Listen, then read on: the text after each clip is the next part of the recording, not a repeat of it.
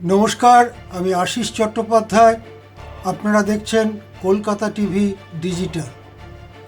আজকে রাজ্য রাজনীতির একটি খুব কৌতূহলজনক এবং কিছুটা বিচিত্র ঘটনা নিয়ে কটা কথা আপনাদের বলতে আমি এসেছি।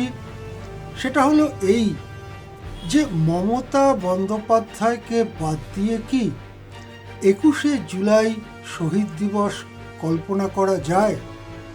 মমতা বন্দ্যোপাধ্যায় নেই এমন একটি অনুষ্ঠানে এই শহীদ দিবস পালিত হচ্ছে, এটাও কি একটা স্বাভাবিক ঘটনা হিসেবে রাজ্যের সাধারণ মানুষ নিতে পারবেন? সংক্ষেপে যদি মনে করি যে কি ঘটনা ঘটেছিল 1993 সালের 21শে জুলাই, সেই দিন মমতা বন্দ্যোপাধ্যায়, তখন তিনি কংগ্রেসে আছেন, তৃণমূল কংগ্রেস তৈরি হয়নি, তিনি যুব কংগ্রেসের সভানেত্রী ছিলেন। তিনি একটি মিছিল ডাকেন, রাইটার্স অভিযানের মিছিল। তখন রাজ্যের সরকারের বসবার জায়গা বা সেক্রেটারিয়েট রাইটার্স বিল্ডিং ছিল। সেই রাইটার্স বিল্ডিংয়ে তখন মুখ্যমন্ত্রী ছিলেন জ্যোতি বসু। সেই রাইটার্স বিল্ডিং অভিযান ডাকেন মমতা বন্দ্যোপাধ্যায়। শহরের বিভিন্ন জায়গা থেকে বেশ কয়েকটি মিছিল আসে। সেই মিছিলগুলো যখন রাইটার্স বিল্ডিংয়ের দিকে যাবার চেষ্টা করে, তখন নানান হিংসাত্মক ঘটনা ঘটে, যার পরিণতিতে পুলিশ গুলি চালায় এবং সেই গুলিতে 13 জন ব্যক্তি নিহত হন। এরপরে 1994 সাল থেকে 1997 সাল পর্যন্ত মমতা বন্দ্যোপাধ্যায় কংগ্রেসে ছিলেন এবং মূলত তাঁরই উদ্যোগে এই 21শে জুলাই শহীদ দিবস পালিত হতো। 1998 সালের 1 জানুয়ারি তার নতুন দল তৃণমূল কংগ্রেস গঠিত হবার পরে ধারাবাহিকভাবে মমতা বন্দ্যোপাধ্যায় প্রত্যেক বছর এই দিনটি পালন করতেন। সরকারে আসার পরে এই দিনটি প্রথমবার পালিত হয় 2011 সালে।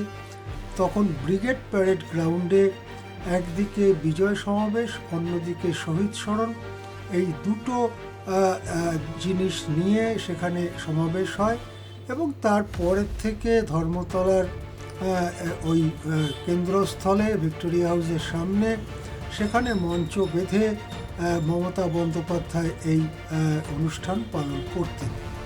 এটা অবশ্য ঠিক যে মমতা বন্দ্যোপাধ্যায় কংগ্রেস ছেড়ে দেওয়ার পরে কংগ্রেস, প্রদেশ কংগ্রেসের থেকেও এই দিনটি পালিত হতো, কিন্তু সেটা খুব ছোট করে, কখনো একটা হলে, কখনো তাদের নিজেদের দপ্তরে, রাজ্য দপ্তরে, কখনো বা আশেপাশের কোনো ছোট মাঠে তারা এটা পালন করত। কিন্তু 21শে জুলাই বলতে মমতা বন্দ্যোপাধ্যায়ের সভার প্রতি রাজ্যবাসীর নজর থাকতো, মিডিয়ারও নজর থাকতো এবং এই সভাকে কেন্দ্র করে মমতা বন্দ্যোপাধ্যায় অনেক গুরুতর রাজনৈতিক নীতিগত ঘোষণা করেছেন। তার সরকারের কাজকর্ম সম্পর্কে তিনি রিপোর্ট করেছেন, তিনি ভবিষ্যতের ইঙ্গিত দিয়েছেন। এভাবেই এতকাল চলে আসছে। এবারে নির্বাচনে মমতা বন্দ্যোপাধ্যায়ের দল তৃণমূল কংগ্রেস পরাজিত হবার পরে আমরা সব অদ্ভুত ঘটনা দেখতে পাচ্ছি, যে ঘটনা আগে আমরা কল্পনাও করতে পারিনি। এমএলএদের বেশিরভাগ, হয়তো কয়েকজন বাদে সবাই, তারা একটি বিদ্রোহী শিবির গড়ে সেই শিবিরে চলে গিয়েছেন। বিরোধী দলনেতা হয়েছেন ঋতব্রত বন্দ্যোপাধ্যায়। লোকসভার এমপিদের অধিকাংশ, 2/3 মতো, তারা তৃণমূল ছেড়েছেন এবং তারা একটি নতুন দল এনসিপিআইতে জয়েন করেছেন। রাজ্যসভায় ইতিমধ্যেই 4 জন পদত্যাগ করেছেন, তার মধ্যে 3 জনকে বিজেপি আবার টিকিট দিয়ে রাজ্যসভায় পাঠাবার ব্যবস্থা করছে। এই পরিস্থিতিতে মমতা বন্দ্যোপাধ্যায় যেমন 21শে জুলাই শহীদ দিবস পালনের ডাক দিয়েছেন, তেমনি ঋতব্রত বন্দ্যোপাধ্যায়ের সঙ্গে যে এমএলএরা আছেন, যারা নিজেদেরকে প্রকৃত তৃণমূল মনে করছেন, তারাও 21শে জুলাই পালন করতে চলেছেন। কংগ্রেসও শহীদ মিনারে 21শে জুলাই পালন করবেন। আবার ওই এনসিপিআইতে যাওয়া তৃণমূলের লোকসভার সাংসদরা তারাও 21শে জুলাই পালন করবেন বলে জানিয়েছেন।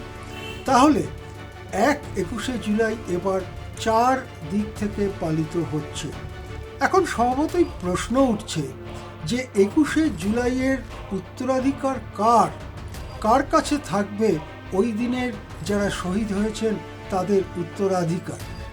একটা কথা পরিষ্কার, অনেকে বলছেন যে যার দিকে বেশি লোকজন আসবে, বড় মিটিং হবে, গুরুত্বপূর্ণ মিটিং হবে, তারাই শেষ পর্যন্ত 21শে জুলাইয়ের উত্তরাধিকার বহন করবেন, এরকম একটা মতামত কোথাও কোথাও দেখা যাচ্ছে।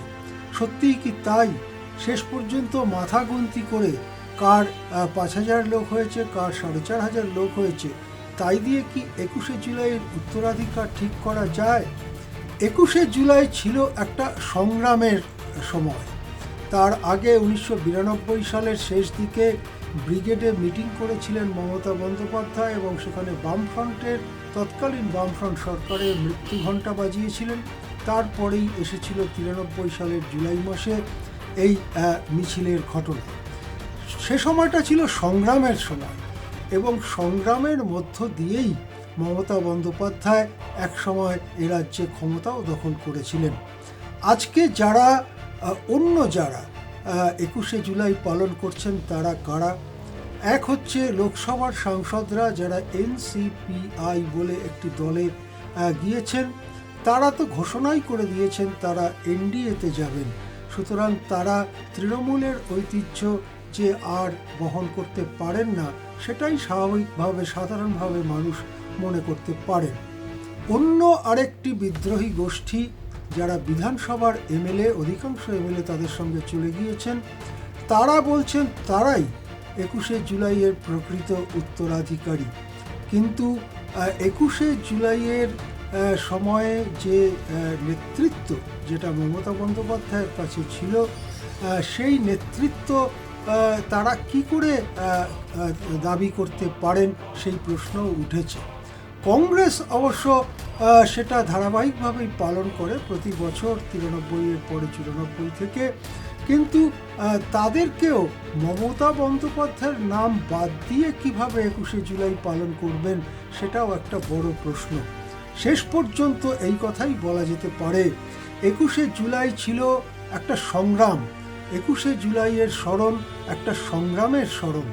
যদি মমতা বন্দ্যোপাধ্যায় বর্তমান পরিস্থিতিতে আবার আগের মতো সংগ্রামী ভূমিকা নিতে পারেন, তাহলে সম্ভবত 21শে জুলাইয়ের উত্তরাধিকার মমতা বন্দ্যোপাধ্যায়ের সঙ্গে থাকবে। কিন্তু ঠিক কী হবে তা দেখতে আমাদের অপেক্ষা করতে হবে আরও 3-4টে দিন। 21শে জুলাই কলকাতার দিকে নজর রাখুন, আমরাও নজর রাখব। নমস্কার, দেখতে থাকুন কলকাতা টিভি ডিজিটাল।